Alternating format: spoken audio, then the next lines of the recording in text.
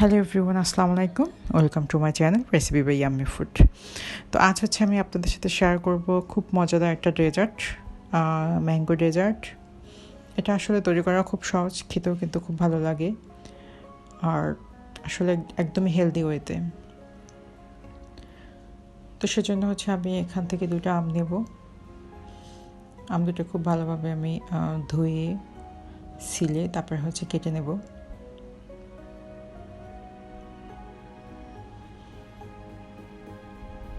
আমগুলো অবশ্যই একটু চেষ্টা করবেন একটু মিষ্টি আমগুলো নেওয়ার জন্য। আর আমি এখানে হচ্ছে আম্রপালিটা নিচ্ছি। আম্রপালি আসলে এমনিতেই মিষ্টি হয়, তো অবশ্যই চেষ্টা করবেন একটু মিষ্টি আম নেওয়ার জন্য। আর আমটা যদি মিষ্টি না হয় তাহলে অবশ্যই যখন ব্লেন্ডটা করবেন আম, তখন একটু আপনারা 2 স্পুনের মতো চিনি দিয়ে নেবেন। আমার আমটা যেহেতু অনেক মিষ্টি ছিল তাই হচ্ছে এক্ষেত্রে আমি আর কোনো চিনিটা ইউজ করি নাই, আমি জাস্ট শুধু ম্যাঙ্গো পিউরিটা দিয়েই ডেজার্টটা করব। তো এখানে হচ্ছে আমি টক দই নিয়েছি। একটু ঘন টক দই নেওয়ার চেষ্টা করবেন, টেক্সচারটা যেন একটু জাস্ট ঘন থাকে। তারপর হচ্ছে আমি আজকে ডেজার্টটা তৈরি করব টক দই এবং চিরা। এখানে হচ্ছে আমি 1 কাপের মতো চিরা নিয়েছি। চিরাটা আমি খুব ভালোভাবে ধুয়ে তারপর হচ্ছে আমি প্রায় আধা ঘন্টার মতো ভিজিয়ে রেখেছি যাতে চিরাটা একটু নরম হয়। তারপর হচ্ছে চিরাটা দেওয়ার পরে আমি আবার টক দই দিয়ে দেবো। চিরার আসলে অনেক গুণাগুণ আছে আমরা জানি, গরমে পেট ঠান্ডা রাখে চিরাটা। আর দেন হচ্ছে আমি এখানে ম্যাঙ্গো পিউরিটা দিয়ে দিচ্ছি, যে ব্লেন্ড করছিলাম ম্যাঙ্গো সেটা দিয়ে দিচ্ছি।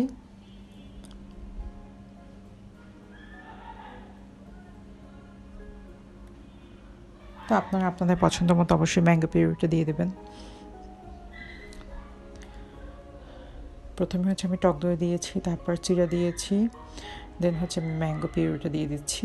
এখন হচ্ছে আমি জাস্ট আবার একটু চিরা দেবো এখানে।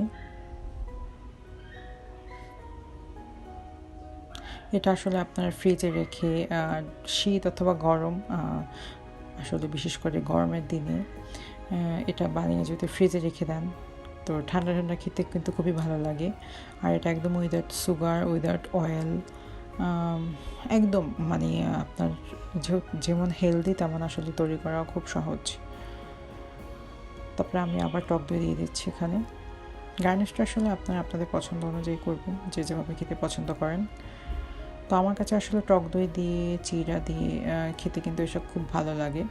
অনেকে তো এমনি টক দই দিয়ে চিড়া দিয়ে খায়, খেতে পছন্দ করে। তো যারা পছন্দ করেন তারা অবশ্যই একটু ম্যাঙ্গোটাও অ্যাড করে দেখবেন এটা খেতে কতটা মজা হয়।